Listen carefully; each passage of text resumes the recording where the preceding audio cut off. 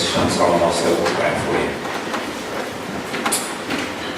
Dear Heavenly Father, we thank you for Chantal. We thank you for her ministry here.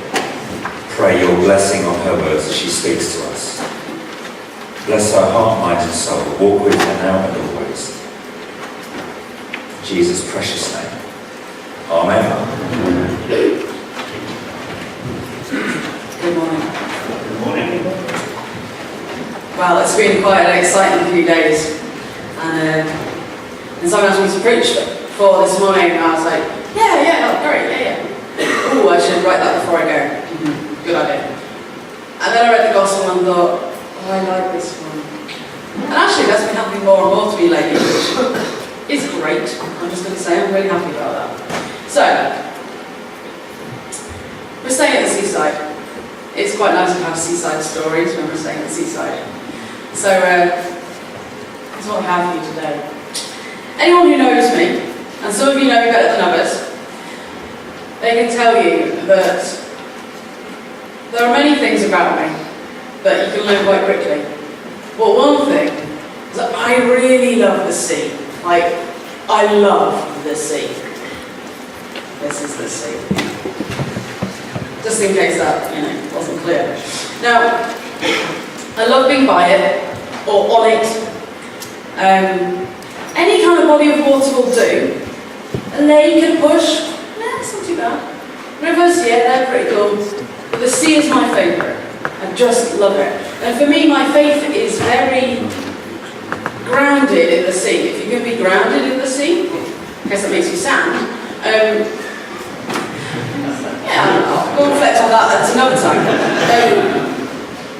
There's just something about it. And if I'm having a bad time, as you know, sometimes happens, if I can, I'll get to the sea. And I'll sit, and I'll sit, and I'll sit. And I'll look at the sea. When I was going forward for training for priesthood, my DBO says to me, tell me, Chantal, what's your prayer life like? Ooh, well, says I like the sea. I pray a lot at the sea and on my bike. And sometimes when I'm running, right, she says, you might need to get a better answer than that. But you know what? It's true. I find it easiest to pray at the sea. I can pray elsewhere, don't worry. But there's something about the sea that helps me take myself out of myself and just sit before God in a kind of, I'm really little, God, you're really big kind of way. Something about the sea, isn't there, that instills that in you, a kind of awe. And we should be in awe of God. We're not in awe of God. What else is there? So, I love the sea. Now, when I was a kid, I was really into swallows and Amazons. I have a nasty feeling that most of these young people are going, who, what? Because that was quite a while ago, wasn't it? You remember the Arthur Ransom books with the sailing, the kids? Yeah, got some nods at the back, yes, fantastic, good. And I'm an only child, I know I hide it super well. But I used to sail up my garden as a kid in a sledge. A snow sledge? Yeah. I used to tack up the garden in my sledge. Then I'd sit at the top of my garden on a little sort of stony patio, which was my island. And I would build fires. I haven't grown out of that either. So I loved it. I loved pretending I was at the sea, even when I wasn't at the sea. And as I got older, I got into this in an actual proper way. And I got into sailing. So this is me sailing around Brittany a few years ago. Don't I look cool? Look at that. Amazing. Super cool. Did you know the front of a sailboat, little boat, is called the pulpit? This is the sailing ship I took just before I went for training for priesthood. Did I sit in the pulpit? Did I find that hilarious? You bet. Look, it's not my notes here, I just thought I'd share that. So yeah, sailing and kayaking. I love it. Love both of them. Despite the fact I nearly drowned when I was a kid. I couldn't get out of my kayak. And then gave myself a concussion by dropping a paddle on my head. I'm the only person I know who's ever done that. Special. So, I love it. But I have a very healthy sense of awe and fear of water, and especially the sea, because it's really big and it's super uncontrollable. I'm going to put my Bible down, I'm going to drop it, so I'm going to Okay, it's on the right page there. But also, now this isn't actually known by most people, I can't swim. Not really. Not really. I do a really good back crawl, and I'm quite good at floating. But I can't do that, what's it, breaststroke, that you're supposed to be really like the standard thing. I can't get my arms and legs in time with each other. They just won't go in sync, and I just sink. Honestly, no matter what happens. I was learning at school, everyone was getting there like 1,000 metres, 1,500, and I was like, I could probably manage 100, and it will take me about half an hour. And very, very, very slow. I have to really concentrate. So I've always known I can't really swim, although I can do doggy paddle quite well. So, I'm a little bit embarrassed about that, but I don't mind telling you all. So, the kind of person I am is the kind of like, I don't want to let the kind of fact I can't really swim get in the way of the fact I love water. So I'm still going to go sailing, I'm still going to go kayaking. What's the worst that can happen? I'm an optimistic soul, what can I say? So a couple of years ago, I found myself kayaking in the Alps. This is a peon fork, for anyone who doesn't know. About to go kayaking, wearing a life jacket, very important. So this is in the Alps a couple of years ago.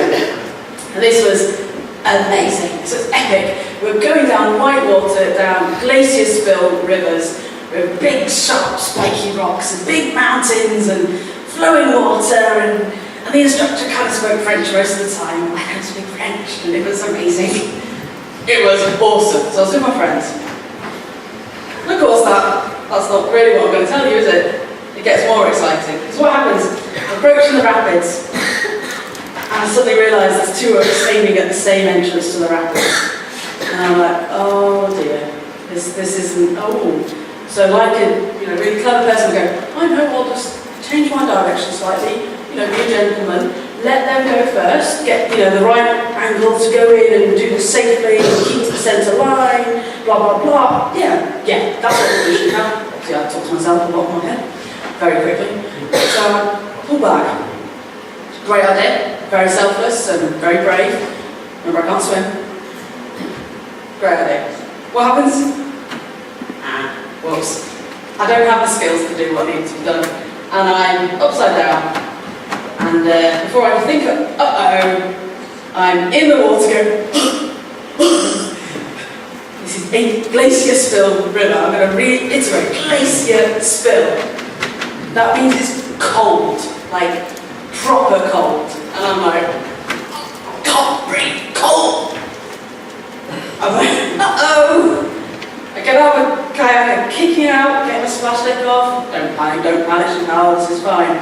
Don't let go of the kayak, he's very clear, can't let go of the kayak, got to hold on to the paddle, we're going down the river. Because you don't just fall out and stay static, rivers keep going, they don't respect the fact that you're going, oh, swim, this is not a good idea. So before I know it, I'm like, I'm really, really, really scared.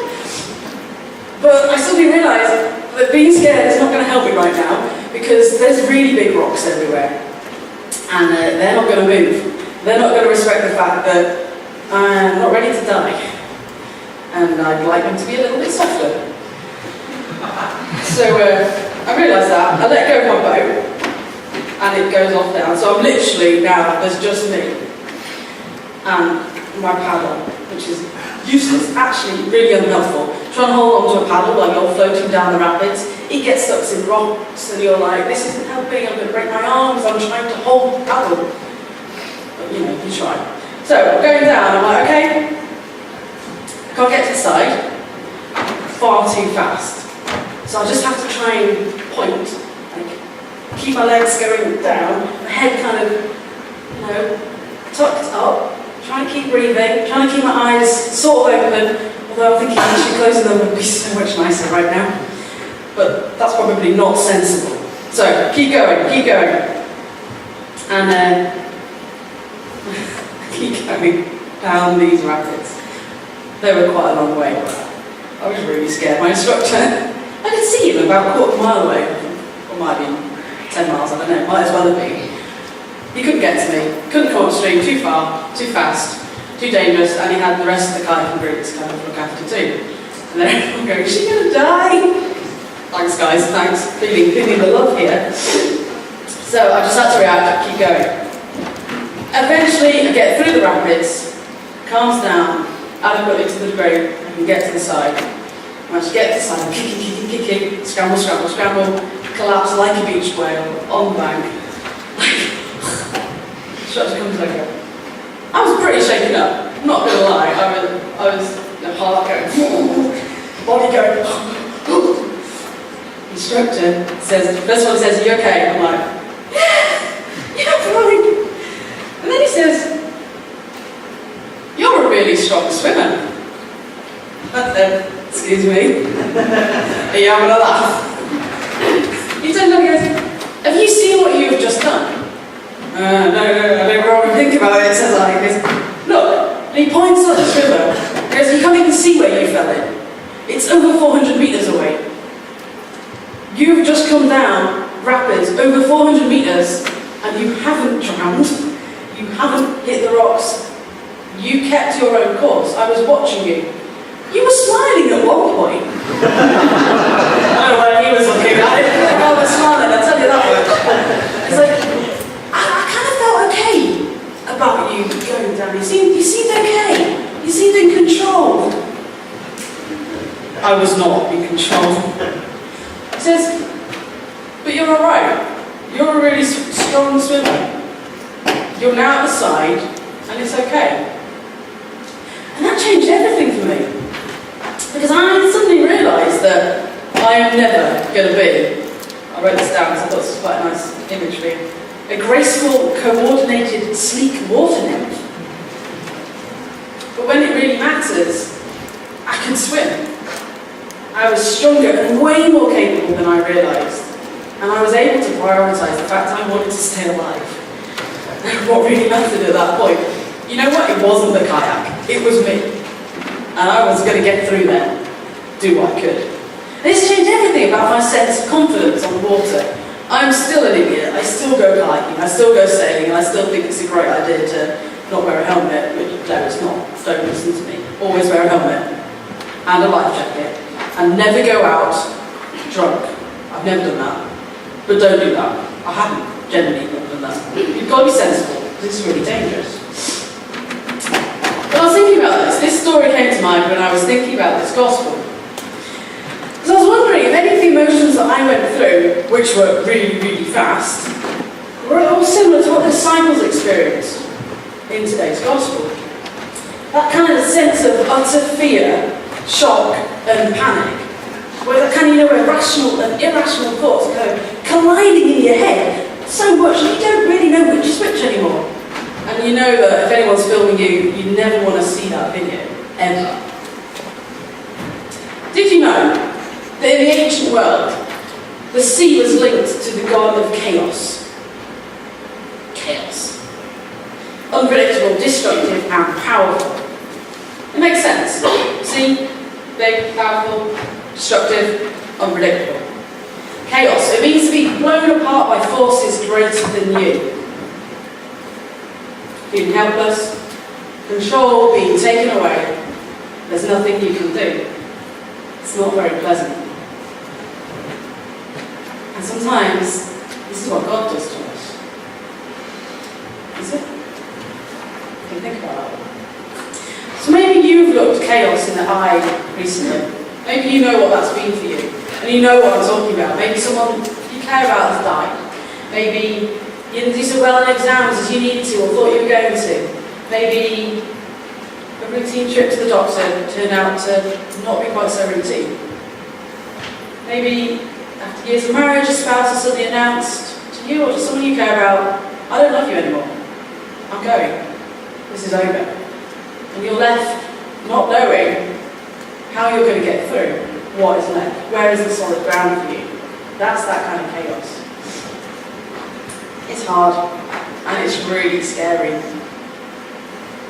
And you can feel really alone. Now, chaos is a constant companion in life, because there are storms that rage in our lives every single day. How do we deal with with it? How do we rise above this chaos? How do we not drown? How do we learn to swim? What do we do? Well, Gospel story today, we find the disciples sitting in this boat, staring chaos right in the eye, literally the storm, the eye of the storm. They're all alone, at night, in a boat, 3, 6 in the morning, definitely night time, middle of a storm. We're getting the sense of a storm in here. Now remember, in their ancient minds, this is synonymous, that's a very long word, I don't know why I wrote that one. Woo! This means to them, they're thinking God of chaos, wreaking devastation in my life. This is bad. And for them, therefore, this is naturally linking with a spiritual battle in their head, in their reality. They've got a real sense of mortality, feeling quite close right now. And chaos is seeming to be winning. And where's Jesus? He's not with them, is he? He's elsewhere, he's having some time. He sent them off on ahead. Fair enough, actually. It's been exhausting. It's been a really intense few days. Everyone feeling exhausted? Yeah? Can you imagine that? Yeah? So Jesus said, guys, you're fishermen. Go and do what you do. Go out in the boat. Give me some time. And they're probably wondering what's going on with Jesus. Did he seem a bit off to you? He seemed a bit off to me. Do you think he's okay? Oh, I hope so. Blah, blah, blah. The next thing they know, he's not there and they think they're going to die. Fantastic. Sound familiar? Resonate with you? Any felt like that? So you imagine the disciples. Their horror, and amidst this kind of crazy storm, they're rocking around, holding on for dear life.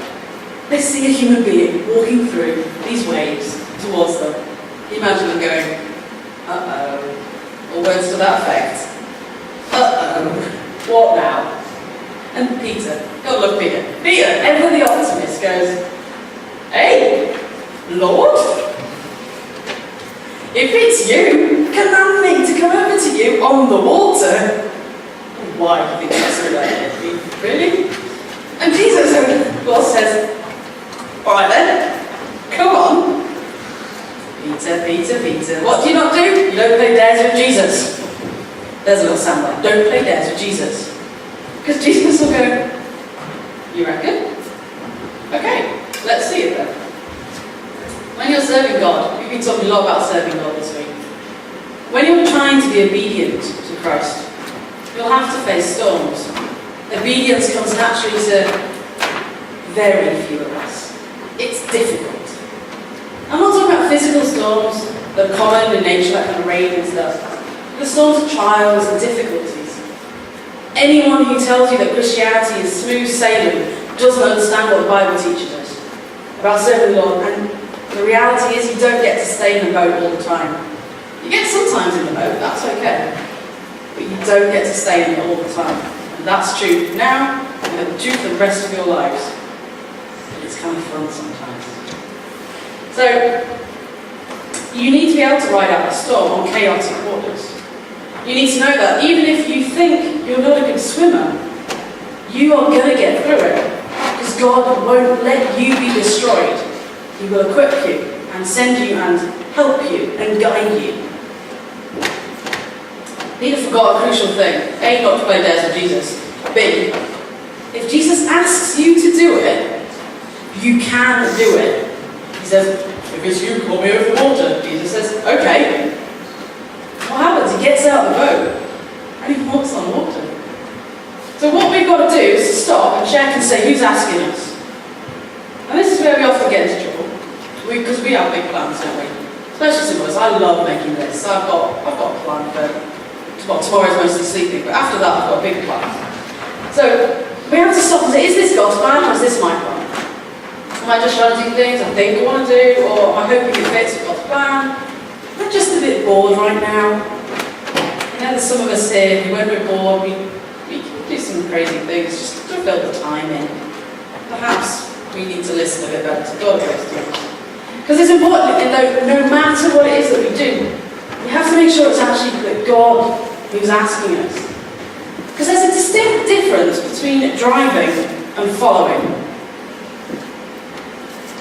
And this is very true when you're in a boat, trying to go downstream and upstream. Very different. If you're being led, God is pulling you into his plan. He is like the current, and he will keep you afloat. Like my really rubbish attempts at swimming when I'm super uncoordinated and just, breathing in a lot of water, wishing I had gills. When I was out that boat, in the middle of this icy cold river with big spiky rocks, I focused on what mattered. I didn't get distracted because I wanted to live. Staying above the water and getting away from the rocks, that was important. And I swam the swim of my life. You would not believe the adrenaline after that. Woo! That did take a long time to come down afterwards. And then I got the shakes. Because that's what happens. But it was amazing.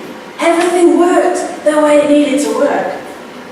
So let's get back to the boat. The disciples, having been encouraged to join in, what does Peter do? Peter does the unthinkable, climbs out the boat and goes, ooh, walking on water. Walking on water. Now, I don't know, if I was walking on water, I'd probably do what Peter does at this point. He kind of goes, woo! We're not focusing on that. You have to get out of the boat though. Because you can't walk on water if you're still in the boat. You have to take that first crazy step, that first kind of lean, clambering, super inelegantly, I imagine, over the side of the boat. And probably thinking, oh, Peter, you've done this again. Why? Why do you always do this? You can hear him warring in his head going, we're going to have a chat later. Over he goes. He's still talking, walking on board. Here we go. And actually, that's pretty normal with God. Because the first step is rarely an easy one. It's usually the most inelegant clamber of the entire thing you've got to do. It's the hardest one. The one where you need the boost. It takes courage. And more than a little bit of prayer. The first step is usually the hardest. Now you each know what your own get out the boat moments are. Maybe it's a difficult conversation. Maybe some brutal, raw vulnerability. Maybe you've got to make some major changes in your life. Maybe you've got to stop drinking. Maybe you've got to cut up your credit cards.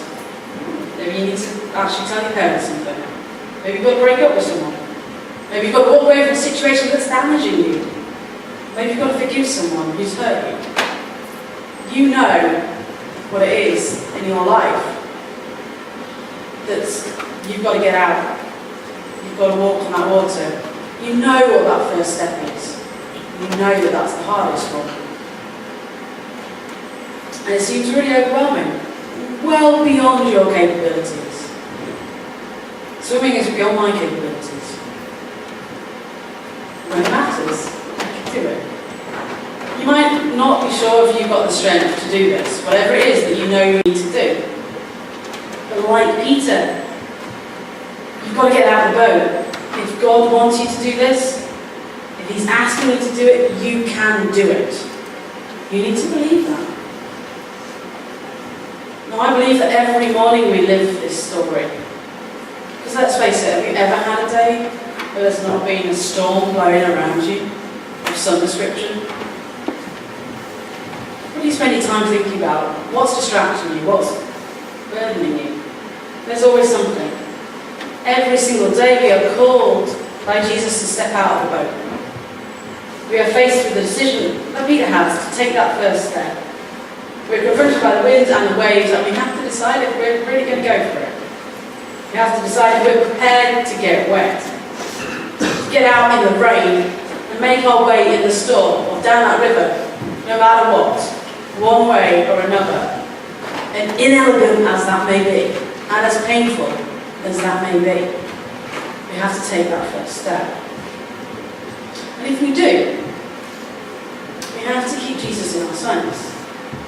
Not let the world butt in and distract us. We've got to keep focused. Because when we don't, that's when we start swallowing water. That's when we start sinking. And then we panic. And it only gets worse. We'll have a little encouragement for you. Maybe you've already had it. No, I don't know about you. I wouldn't want to presume to know you all. But for me, I want to be brave. I want to walk on water. Maybe not literally, because I'm still a little uncomfortable with the swimming thing. But metaphorically, definitely. I want to have the courage to get out that boat. to trusting God to help me and not let me sink. I know that He can do this, and I know that you can help me.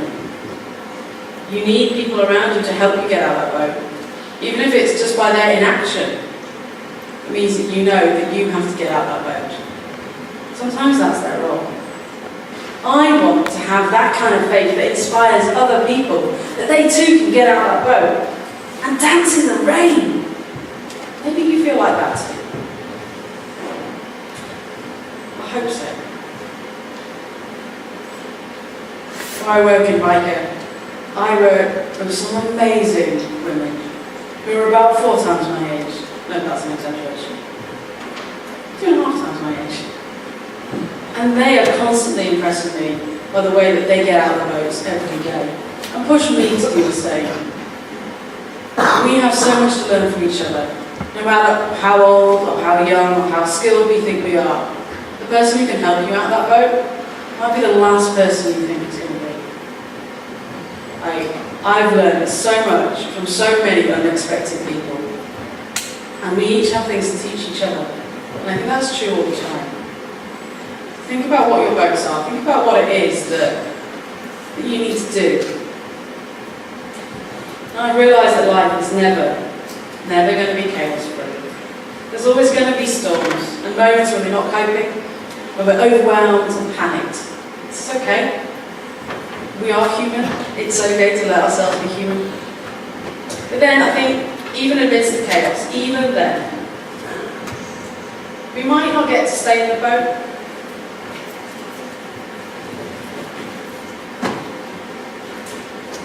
And that's not always a bad thing.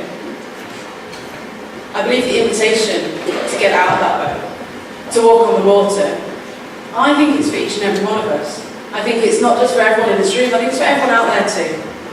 For those who dare to hear it, who dare to have that courage. I think it's there.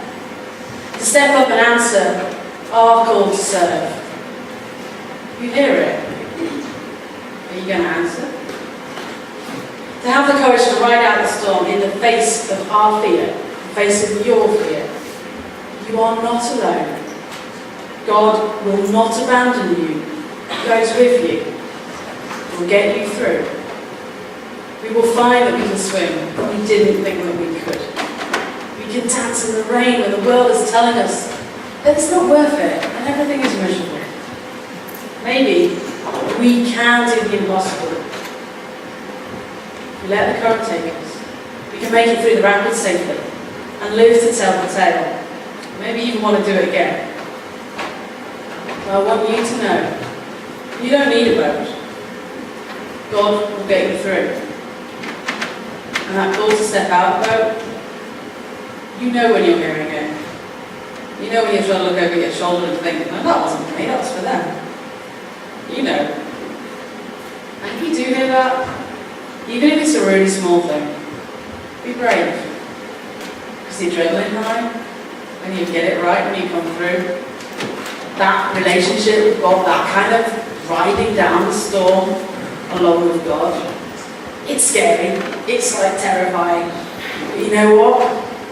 When you get it right, when you're in sync with God, there is nothing like that adrenaline high. I give thanks for that, and I pray that you experience that. And that kind of God of the wind and the rain and the storm and the chaos. God is in the chaos. God never abandons you. We shut our eyes, we shut our ears. Because it's easier. We don't like getting wet. But it's time to get out of the boat. Daily. And live to tell the tale. And let's share that story.